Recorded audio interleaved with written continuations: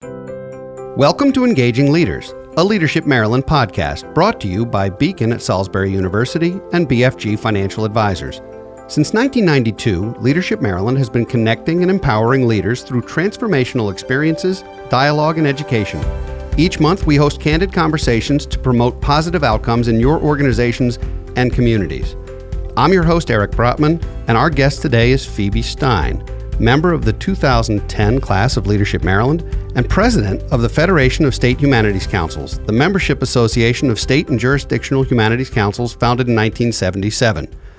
Phoebe is now in the D.C. area, but we miss her here in Central Maryland. Phoebe, welcome to the show.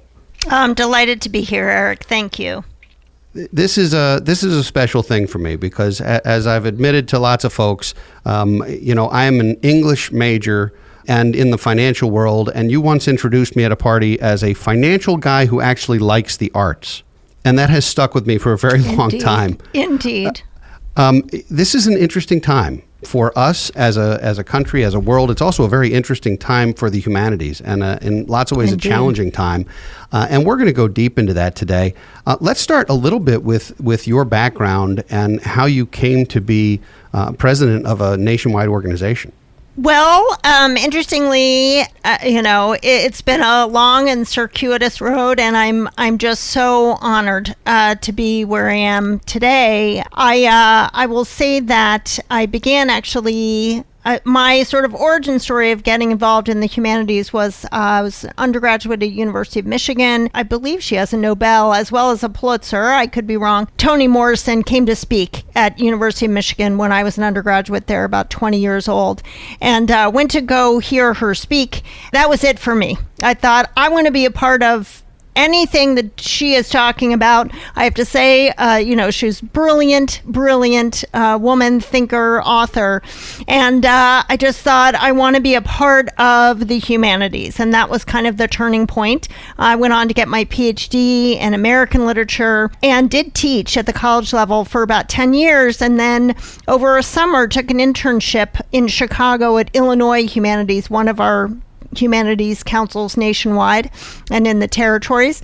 Really, that was it. Then went from Illinois Humanities to Maryland Humanities. I was there, as you know, in Baltimore for 12 years. And then the opportunity opened up here to lead our national organization to advocate for all the state humanities councils.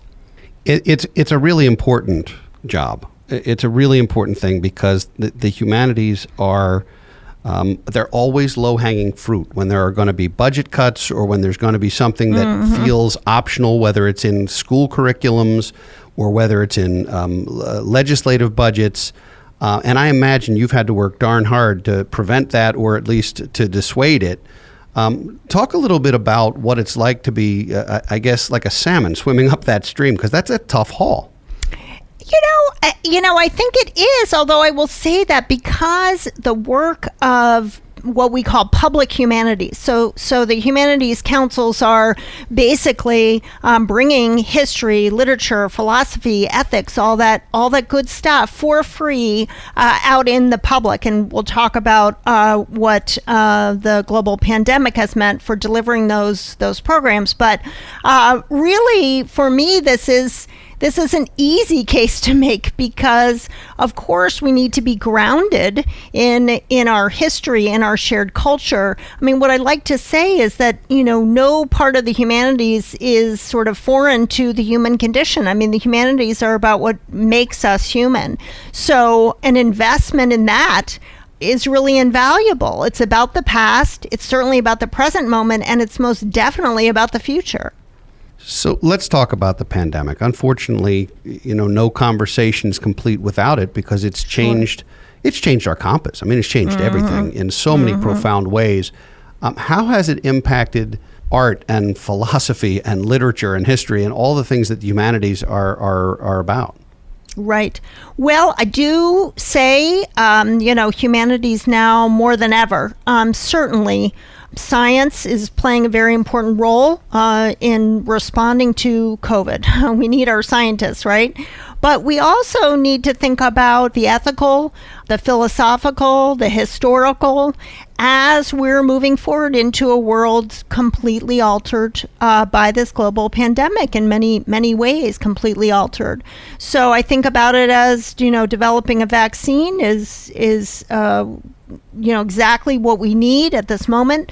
How that vaccine gets distributed, to me, is a humanities question. It's ethical, it's philosophical, and there's some historical context that I believe leaders need to think about in this moment. I will just say, for me, I took this job 9 months ago, so I left my job on March 1st at Maryland Humanities, and I started at the Federation on May 1st. So in terms of my leadership challenges this year, it's been change and transition. I'm not the only one, obviously, but it's been certainly a dance and a challenge to leave gracefully and to arrive gracefully in the middle of this. That is an unbelievable challenge to try and take on any position, but particularly a leadership position when you quite possibly can't even get in the same room with your team.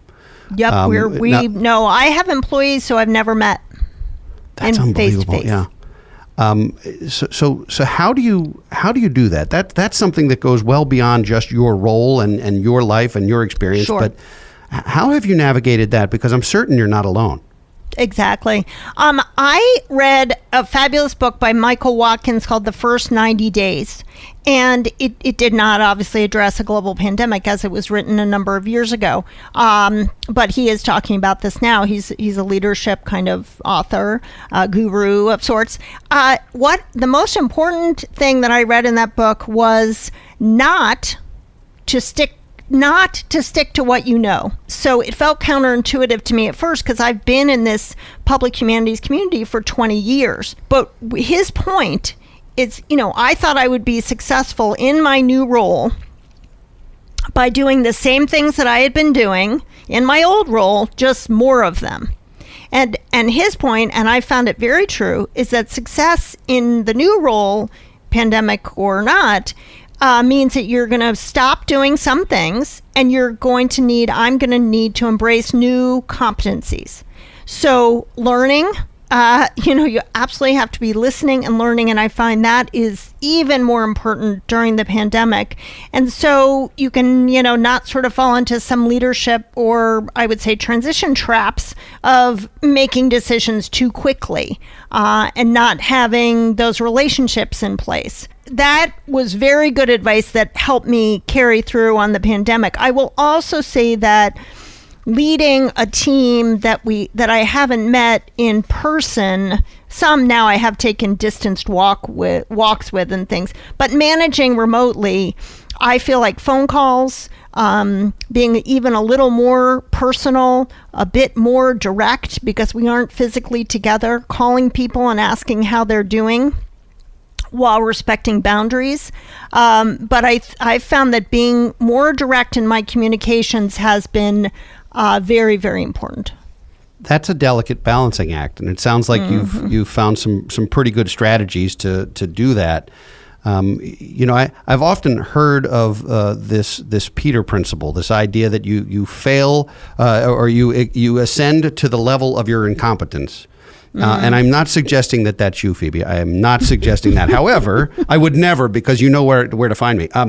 But the reason that I say that is a lot of times people excel at their role in one position or at one level, and then they are promoted or take a new job at a role that is truly a different job.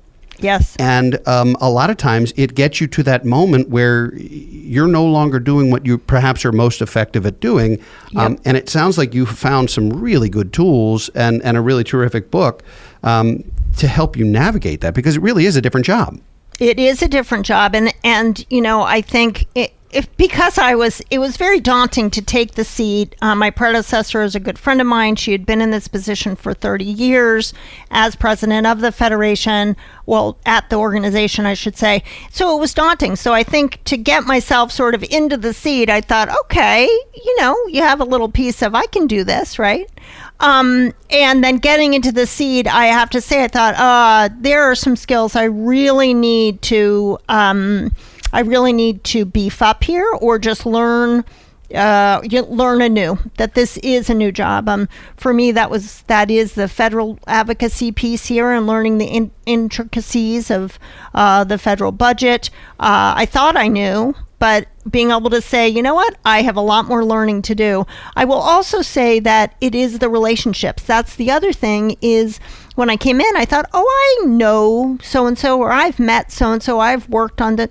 But working closely with people is different. And, I always heed the words of contemporary civil rights activist Alicia Garza, who says, people move at the speed of relationships.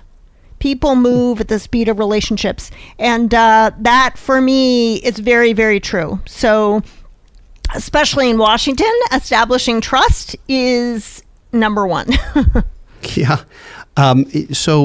So how many councils, how many regional or state or local chapters or councils do you have? Right. So there are over 50. So we have a state or jurisdictional council in every state and every territory. So Northern Mariana Islands, Guam, American Samoa, Puerto Rico. So we're talking about 55 members of our organization. How different are the chapters? I mean, or the councils? Different. I can't imagine that New York and Wyoming have similar programs or similar systems. Right. So I think what the Humanities Councils were formed by Congress shortly after the National Endowment for the Humanities was created, because Congress wanted local grassroots organizations, and basically they wanted to know that federal dollars were coming back to their districts, and not just to large organizations, universities, museums, that they wanted to put together as an experiment. It's going quite well, 40 years on, 50 years on, they're all independent nonprofit organizations. So you're right. There is a lot of diversity, which is our strength in the programming, in the communities networks that they have. So, but the mission of many of them do re-grant federal funds, have grant programs. But they also are dedicated to, I would say, strengthening democracy, this idea of an informed citizenry. And that's not dispensing wisdom. That's not what I'm talking about. I'm talking about being in and with community to learn together, and learning from community members, right? And those folks, we work with a lot of humanities scholars, knowledge bearers, elders in the community. But those folks in the community are teaching one another and bringing the wisdom to the councils themselves. So two things have come to mind during our conversation today. One is, you mentioned a quote that people move at the speed of relationships. And then you've also talked about how to form relationships in what is truly a brand new way, which is relationships with people you've not broken bread with, so to speak. You've not spent time with in person, so to speak. And I'm wondering, you have decades of not only experience but relationship building behind you.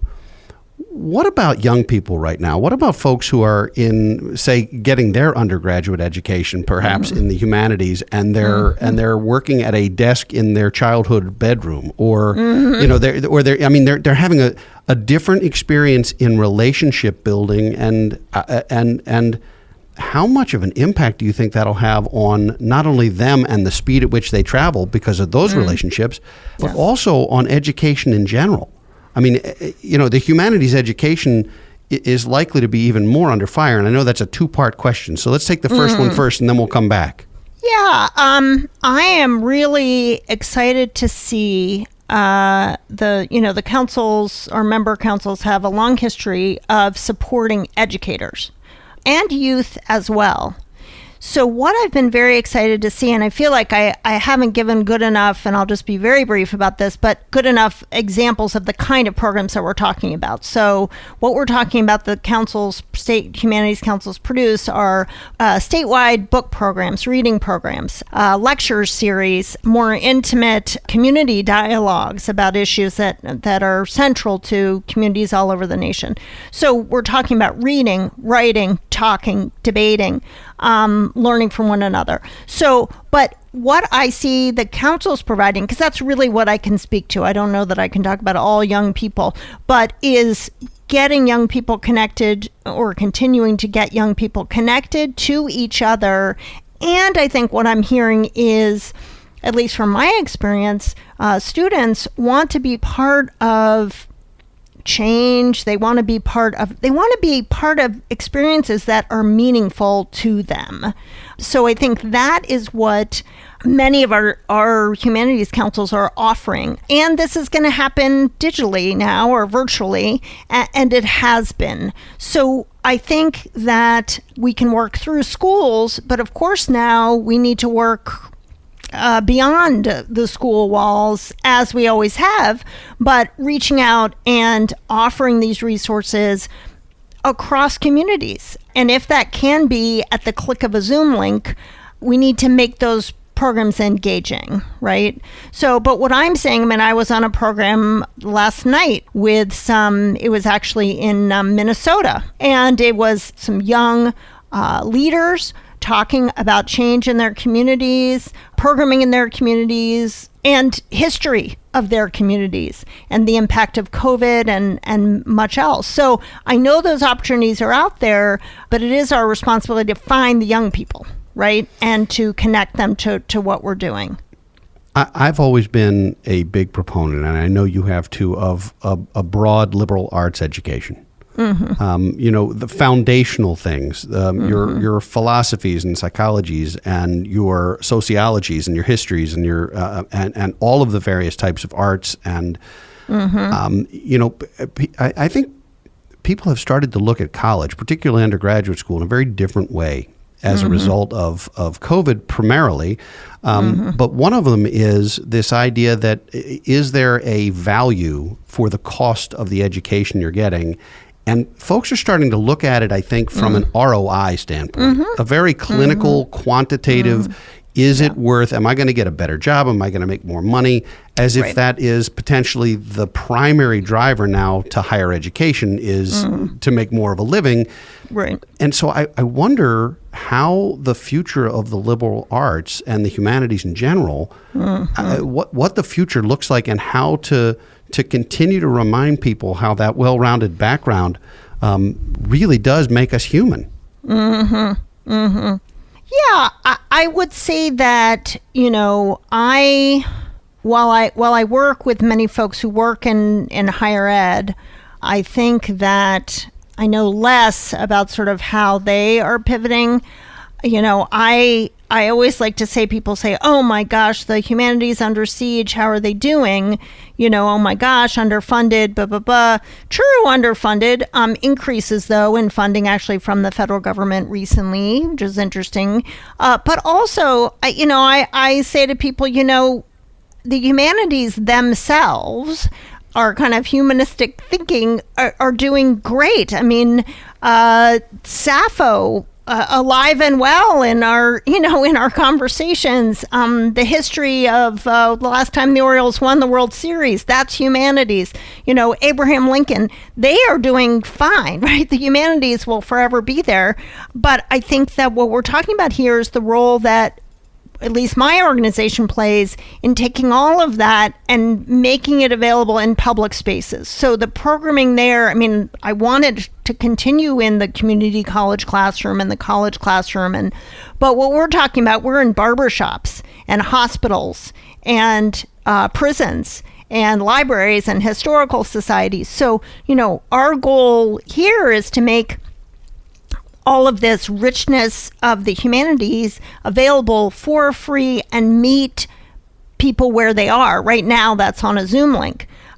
So I think there's, I do have concern too for transactional kind of feeling about education, but I also understand it because it's so very expensive and people need to live and eat and, have roofs over their heads. So, I mean, I understand all that, but I also think that's where we come in to provide free access and be the convener and be the gatherer in public spaces.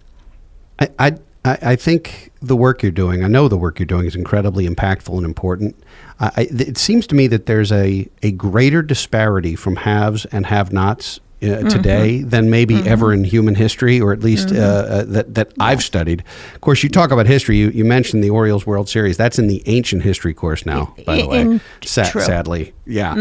But we talk about the free resources and these things. You still need to be able to access them. And how are you creating accessibility for maybe parts of the population who aren't maybe aren't as well off and aren't as able to access those opportunities? Right. So I will say that the digital divide is something that all of our humanities councils need to address. Specifically, many of them are creating programming also around sort of what we call the rural-urban divide, talking about these issues. I mean, of course, there's broadband issues and connectivity issues and all of this. So some humanities councils have created programs that do not require any tech. So there are a few programs I'm thinking about. There's one in Oregon created by Oregon Humanities that is called Dear Stranger. So they are facilitating letter writing. I believe they were doing this before the pandemic, and they continue to do so now. These are folks who say, yes, I would like to write to a stranger in the United States. So they're creating a pen pal relationship for folks across their state. And I know that there's some other organizations that have also, other state humanities councils that have been doing that program as well. I'm also thinking about Washington State. We're out, on the Pacific Northwest, and using social media for those who have, even a phone if they don't have a laptop, and creating questions on their website, on their Facebook page and website that are questions for dialogue among families at home, sort of over the dinner table. So I would say the nimbleness, the creativity, the innovation of our humanities councils really always reflects the moment. I mean, we talk about being relevant and accessible as really the watchwords. So I'd be remiss if I didn't ask you about your experience in Leadership Maryland, and specifically how you've been able to use your involvement with our organization to better your relationships, your career, your acumen, and what have you. Well, this is I'm not alone in this. This is not singular, but I will say once a week I'm in touch with and gain wisdom or insight from one of my classmates. So certainly when I was at Maryland Humanities, there were a number of my classmates who sat on Maryland Humanities board. And always the listening ear, always the kind of a place to bounce ideas, a springboard. So I will say I plan for these to be lifelong relationships. And so far they're very close. I really enjoyed listening to some past podcasts and listening to, Alex Nunez and, just folks from Baltimore who I've worked with so closely. But the beauty of it too is that it's the statewide part of the program really brings that diversity of voices and perspectives that I really need every day, particularly now working, I think, inside the Beltway. So I'm reaching out more and more to my colleagues from Leadership Maryland to help me think about my new role. That's terrific. And I actually do the same. And we were not in the same class, of course, but became friends immediately when we met, which was so nice. We're getting toward the end of our show, and I'm going to ask you about ways to improve your leadership acumen. That one tip or that one thing that folks who are listening could do to become potentially a more in tune or adept or capable leader. Something timely, but also timeless. Yeah.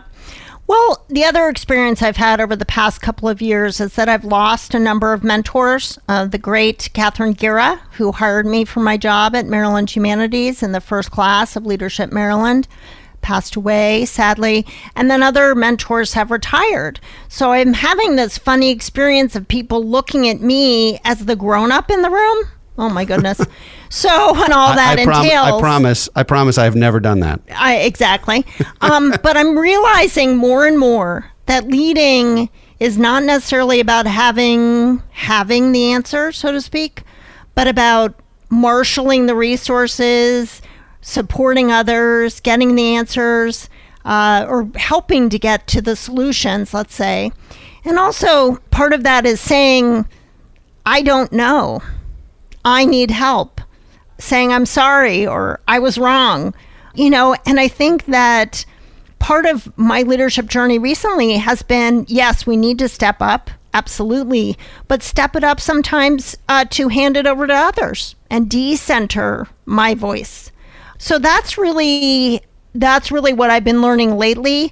My biggest sort of always leadership piece is attention to, or tip, advice is paying attention to the big picture and the small picture.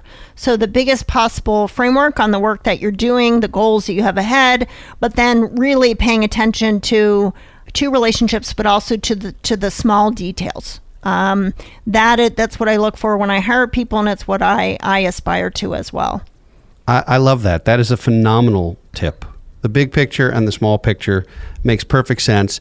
How can folks who are interested in learning more about the Humanities Councils, either in Maryland or nationally, how can they find you? They can find us on our website, which is actually going to be completely overhauled this year, but stagehumanities.org. And then you can click on Find a State Council, and there you can look at the websites of all of our humanities councils. So that's a good way.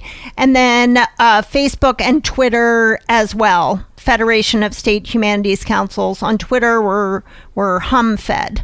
I knew you'd be an amazing guest. I can't thank you enough for spending time with us and for sharing your wisdom. And yes, you are the adult in the room. I acknowledge. I don't know about that, but... Well, in this room anyway. The two of us. Yeah, right. Thanks. I appreciate that.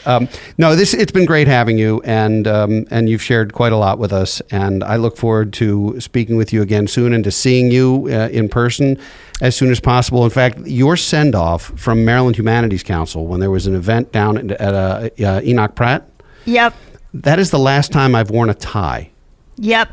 That was a very special time. Yep. What an amazing thing to be a part of. And it was literally the last event I've attended was your send-off from Maryland Humanities, and it meant everything that I was able to be there with you that day. And I thank you for your friendship, your leadership, and for often being not just the adult in the room, but the moral compass in the room.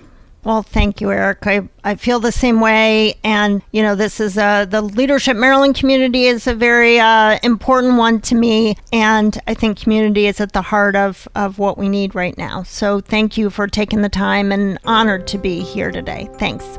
Thank you all for listening to Engaging Leaders, a Leadership Maryland podcast brought to you by Beacon at Salisbury University and BFG Financial Advisors. This is your host, Eric Brotman, reminding you to stay engaged. Be sure to tune in for new content every month. You've been listening to Engaging Leaders, a Leadership Maryland podcast. Leadership Maryland is the foremost statewide organization where critical conversations occur in an environment of trust and civility to facilitate actionable change. For more information, visit us at www.engagingleaderspodcast.com. Please subscribe and leave us a review on your favorite podcast platform.